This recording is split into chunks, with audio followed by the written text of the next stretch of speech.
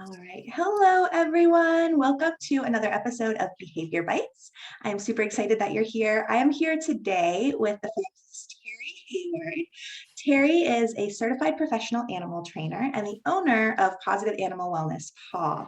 She's the author, and look, I have the books here. She's the author of The Pocket Guide to Working with Deaf Dogs. I don't have that one actually, titled A Deaf Dog Joins the Family, Training, Education, and Communication for a Smooth Transition, which I must say is a must read for anyone who has a deaf dog in the family.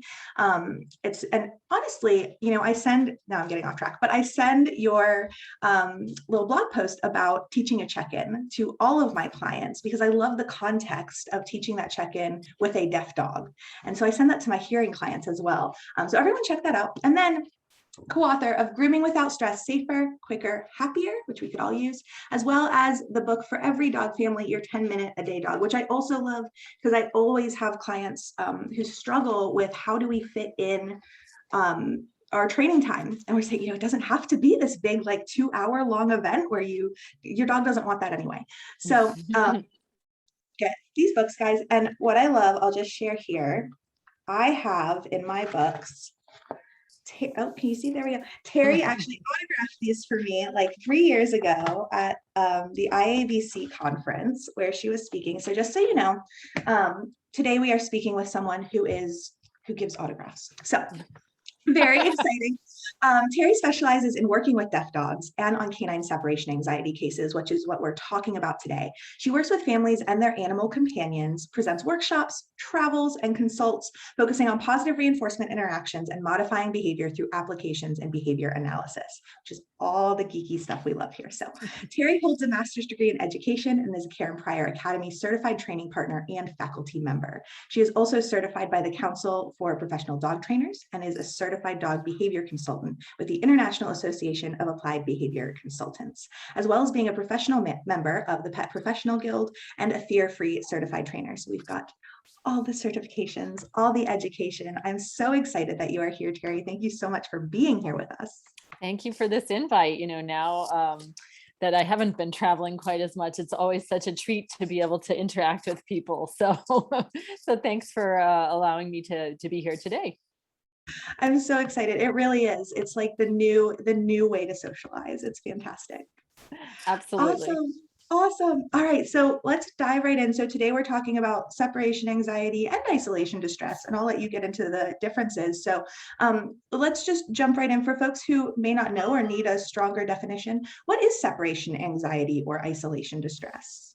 Yeah, so separation anxiety is kind of like a panic disorder. And oftentimes I'll explain to people that the difference between separation anxiety and isolation distress is really that with true separation anxiety, a dog is only comfortable with one specific individual versus isolation disorder or distress when we have a dog who, as long as there's a human present, they're generally relaxed. They may not be as relaxed as they are with their one preferred person, but usually it allows greater flexibility from a management perspective. Again, if and I've only had maybe one true separation anxiety case. I still called it by the umbrella term setbacks because it's easier. But again, one person was the only person this dog was able to be relaxed with, and that makes it really tricky. Whereas if you can include sort of this team of folks who can help you out with maybe doggy daycares, friends and family, pet sitters, that allows the person to have a little more flexibility with their life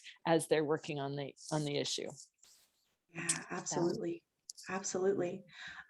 So we'll use separation anxiety as an umbrella term here, as it is usually used, and often used really broadly. So how can someone tell if their dog has separation anxiety or if there's something else going on? Yeah, so we can categorize separation anxiety into mild, medium, or severe. And again, when I've talked to people, usually I'll say, I'm just going to explain this, but we don't often do it because if someone has a dog who is categorized as having mild separation anxiety, the people might think, oh, well, that's just a little bit of stress. It's not really worth working on it. But really, as we know, any fear, anxiety, and stress is definitely something you want to get into. And on the flip side, if we were to say your dog has severe separation anxiety, folks might feel sort of too overwhelmed by the prospect of, wow, well, my dog is tearing down the wall. This is just too much for me. Having said that, usually most trainers especially, but even, sort of families can recognize that there's a serious issue for the dogs who fall in the severe category. They may be having self-injurious behavior. Again, they might be getting down to the studs, going through the drywall, eating the door, tearing up furniture, things that are really obvious. Even barking, nonstop all day, say while somebody's at work, if they're working outside the home. And for the other sort of mild or moderate cases, it might be via a process of elimination. If we have a dog that's, say, urinating in the house, we would want to make sure that it's not a medical issue, such as a urinary tract infection. Or if we have a dog that's barking, we would want to rule out boredom. So we want to make sure that it's not related, the behavior that we're seeing is not related to something, again, else medical going on. We really want to get at the underlying cause and make sure that in this situation, we're talking about anxiety. In terms of knowing how their dog, or if their dog may have separation anxiety, it's a little bit about knowing which behaviors to look for. Sometimes we'll see people say online, talking about a collection of behaviors, like my dog barks all the time, or my dog is house trained, but they're having accidents in the house, or like you say, there's issues with crate training. Frequently we find dogs who suffer from separation anxiety comorbidly have confinement issues. And I also like to share that it's not only when a dog is alone. If I'm asking someone when they've noticed these behaviors that are going on, I'll say, is this happening when your dog is alone or doesn't have access to you?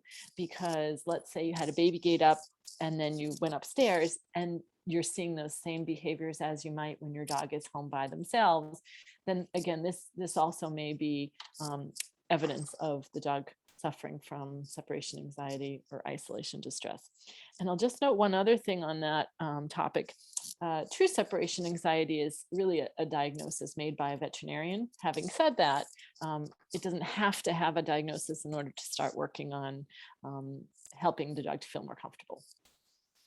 Yeah, thank you. So much good information there. Yeah. I think it's tricky, right? Because sometimes I'll get folks that will say, oh, I think my dog has some separation anxiety issues, but it's not that bad. He's not like tearing up my walls.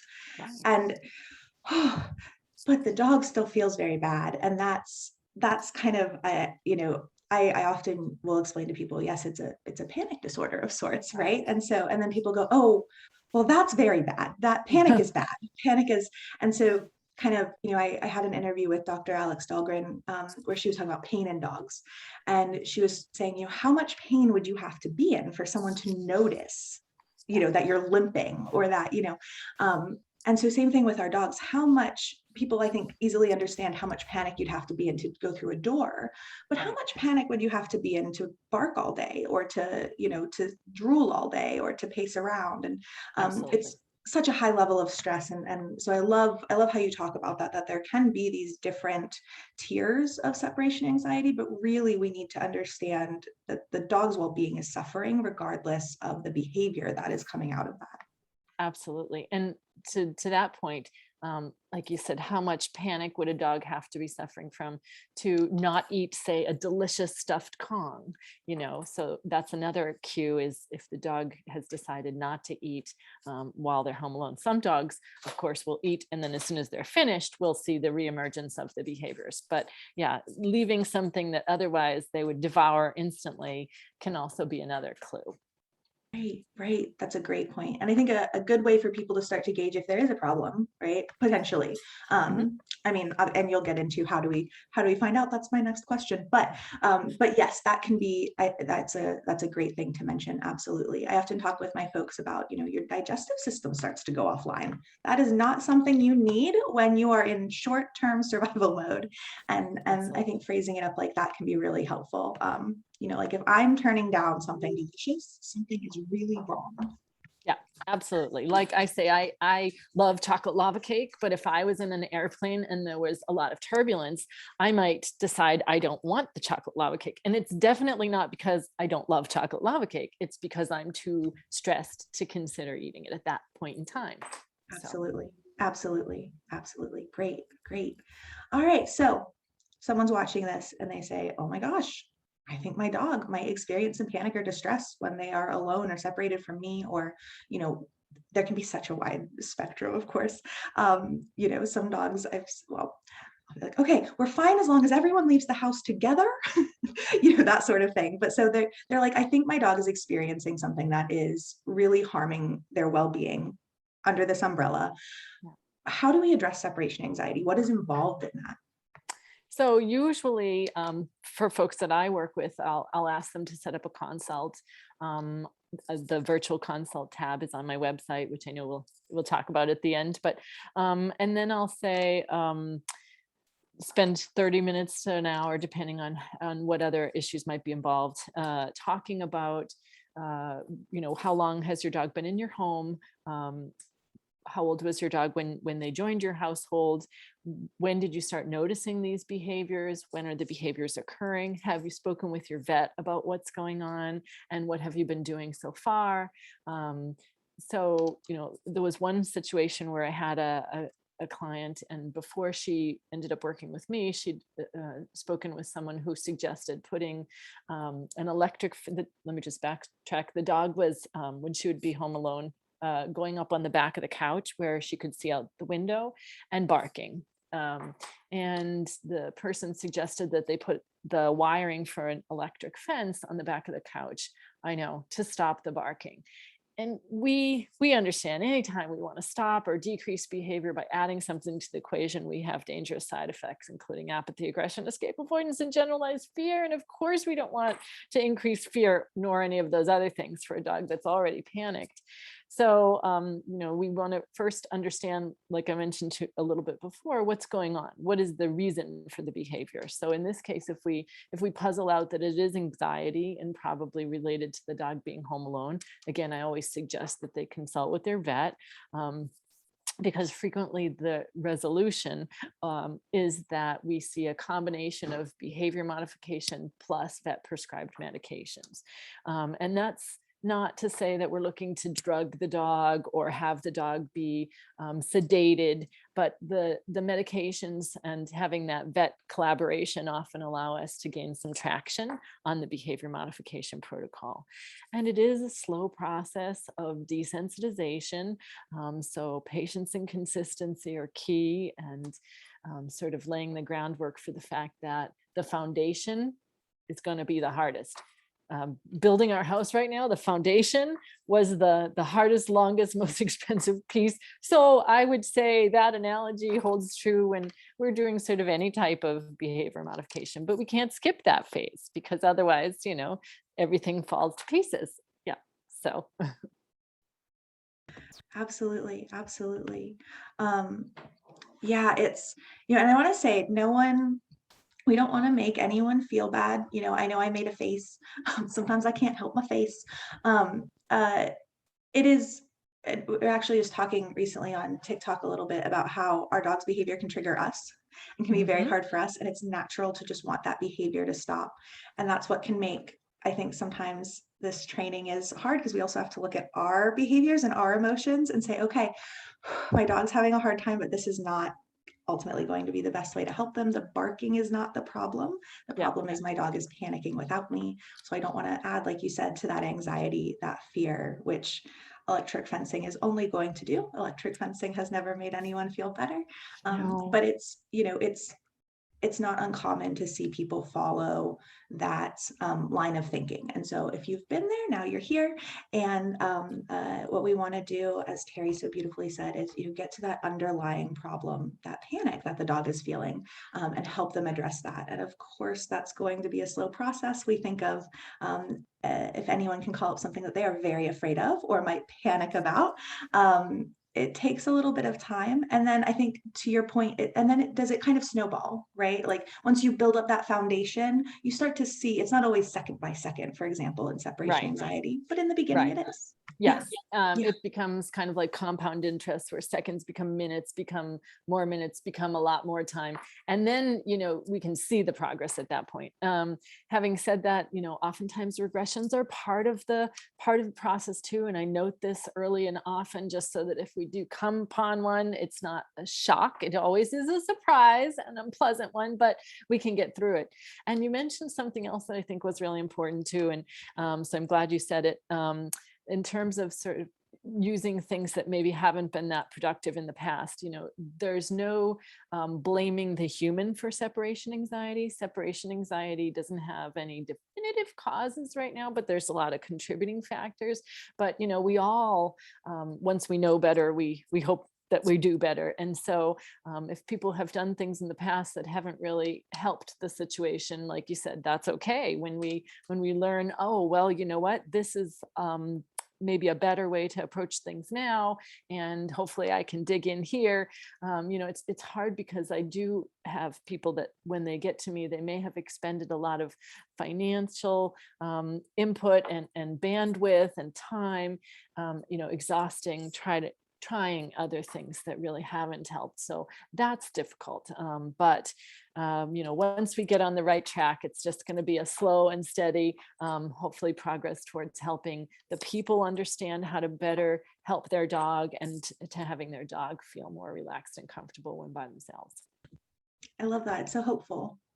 I love that. I Absolutely. love that. Good. So this kind of, my next question we kind of blended in there, but what advice do you have for people who are going through separation anxiety treatment, knowing that it can be a long road and it can be slow at first, and there is a lot of management that goes into it up front. What advice do you have for people dealing with that? Yeah, and I think a support system is key because, like you said, there's management. Like anytime we want to change a behavior, the first step is to set up our situation, our environment, so that we don't have the opportunity. The dog doesn't have the opportunity to continue to practice the unwanted behavior and gain yet more of a reinforcement history.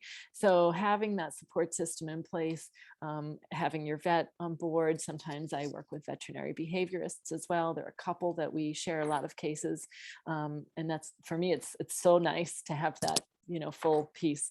And again, I'm actually I've worked with some trainers and some vets who have had their own dogs who've had separation anxiety. But if we're right in the middle, we're just so close to the problem, it's hard to take that bigger, broader approach. And also our motivation for moving perhaps faster than we're hoping to, or than maybe we need to, based on the dog's feedback and via body language, is hard because our motivation is to get that duration quickly. So, again, having that support system, having people in place that can help with the management component, can help move your approximations forward at an appropriate speed, having the pharmaceuticals on board with your vet or veterinary behaviorist, and noting patience and consistency is the key always. Sometimes I'll say something to my husband like, "Oh, how long is this going to take?" And he said, "Patience and consistency." Terry's just listening to my animal training stuff too much, but it's the truth. The Olympics were on not that long ago, and I'll say to clients, those athletes didn't get to compete at that level without a lot of practice. And it's the same for any behavior. We want to see it move in the direction we'd like. And even behaviors that we don't like, the more the dog practices them, the better they will get at them. So we want to change that script and have them start practicing the version we'd like to see more often. And so just keeping those expectations too in check. I always let in that initial consult, prospective clients know that, true transparency, this is generally not a one package situation. It's going to take some time. And at the beginning, we're trying to work on the dog feeling comfortable with those initial desensitization steps. Then we start to build some duration. Then we add in what we call pre-departure cues. Then it becomes a skills transfer thing where we're looking for the family to get more involved in determining criterias as we're moving through the program. And finally getting to the piece everybody likes, where we can actually see some duration and start to incorporate going outside the home into their sort of daily schedule and doing sort of real life activities. So that's the good part when we get there. But it can happen. It just, study of one, each dog is different, and how long it takes to arrive at that point. So. Absolutely. And with so many factors that, like you said, we're still kind of learning what brings about separation anxiety, right? And so many factors, everyone's such an individual. I love your point about support. I often tell folks, I deal a lot with aggression. And so a lot of my clients have owner-directed aggression or intra-household aggression and other types of aggression too. Yeah. But I tell those clients the top 3 hardest behaviors that I think it's, for people to deal with are owner-directed aggression, intra-household aggression, and separation anxiety, because there's not a break from it, right? It's taking up everything is planned around that, where if your dog is reactive on walks, that's a problem on walks. And then you go home and you and your dog are fine. So for those clients, I'm always like, therapy for everyone. Look for support, a veterinary social worker, or, talk with friends, bring in your team, so that you can have a break, a vacation. I know that you talk more about this if you want, but I know that when you set clients up for their missions and their plan, you have them take 2 days off a week. Absolutely. Because it's vital. And I won't call anyone out, but I know she's going to watch this. I have a client who we were talking about taking a break, and I was like, I know Terrie probably told you that you need to take 2 days off a week. And she was like, I was going to ask her if that was necessary. Yes, it is. Everybody really would love to not take days off because they feel like they're going to get to the finish line faster. But, anything we do, just even training that's not specific to separation anxiety, if you take that time, just take a small break and then you go back at it, oftentimes there's renewed progress and progression. And, the downtime is key. And sometimes I'll explain to folks with separation anxiety that the easy missions I find are really confidence builders, because the dog goes, oh, okay, this is not always so hard. Got that. That one was no problem. And that allows you to continue that forward progress. So it's not always push, do the hardest things. It's those easier versions, those rest down times that are really integral to the process as well. Yeah. Yes, I love that. Sometimes it can feel like inaction, but it's really like such a vital part of the process. And knowing you can't pour from an empty cup. I also just loved your comment about if you are a dog pro and having someone make I know the rules, but am I going to say just one more repetition, even though I tell my clients that if you're thinking that, you should have stopped one time ago. Yeah, I'm over here, and so having someone to say, actually, this is where we should stop. Let's end this on a positive. It doesn't always have to be the hardest thing. Is vital. It's vital. Absolutely. I love that. Thank you. Good. Yes. Good. Awesome. Well, I feel like we could keep talking forever about separation anxiety. I'd love to get into deaf dogs. There's so many things, but in the interest of keeping things in digestible sizes, I'll say thank you so much for all of this information. I'm just so excited that you've come here and to help people and to talk about this. I'd love to give you a chance to tell people where you are. I know you have, let me tell you where Terrie is. So I'll give you an opportunity to tell people where they can find you, the great resources that you have out there for them. I will tell people, up front. So I tend to work with aggression, reactivity, and anxiety disorders, but not separation anxiety within that. And so folks listening, whenever I have a client who either reaches out or an existing client that's experiencing separation anxiety, I personally refer them to Terrie as a certified separation anxiety trainer. This is what she does. She's fantastic at it. And I also usually refer that client either to Terrie or to Terrie and to Dr. Learn at Animal Behavior Wellness Center, because as you said, Terrie, there is usually a need for, it's a panic disorder. So there is usually a need for behavior meds, which again are not, we've done a whole video on that, but help your dog. And so where was I going? I was saying, oh yes, so now Terrie is going to share that information on where you can find her. And this is me saying you should reach out to her. Terrie, please tell us where we can find you and what you're up to. Thank you so much. Yes, so I really appreciate the opportunity today. Positiveanimalwellness.com is my website. Again, you can cue into those virtual consults there if you wanted to set up a time to chat about what's going on and how I might be able to help. I'm on Facebook and Instagram with Positive Animal Wellness too. I do have something else down the line coming out on separation anxiety, but since you mentioned, I'll give the nod. I have a course on deaf dogs coming out soon. It would have been out sooner than later, but we had a little something happen in the meantime. So it was a little bit delayed, but it's on its way very soon. Exciting. Yeah, so, and I really, I've had the opportunity to share clients with Gabrielle, again, talking about that team approach. It's just so helpful. And Dr. Learn is actually going to be a guest of mine at Clicker Expo Live in January, where I'm doing a little bit of a deeper dive this time into SEPANCs presenting there. So, yeah. Awesome. Oh my goodness. So much exciting. I forgot to mute myself. So much exciting stuff coming up. That's fantastic. That's fantastic. Congratulations. That's very exciting. Okay. Yeah. So that's fantastic. My brain is going down like 8 million deaf dog rabbit holes right now because so I'll just say, guys, one of the first presentations that I saw Terrie was present was on non-auditory communication. And I loved it because so much of what you were talking about was relevant for dogs that can hear you too. But anyway, okay, I'll start a whole other. We'll chat another time about deaf dogs, perhaps. Go check it out. Okay, excellent, excellent, excellent. Oh, and there was something else I wanted to say, and now it's flown from my head. Something about where to find you, and oh, you work internationally. And Yes. so folks, if you are, because it is done virtually and with technology is such a huge part of separation anxiety. So it doesn't matter where you're watching this from, folks. Terrie is someone that you can reach out to. And so yes, I wanted to say that. Thank you, technology.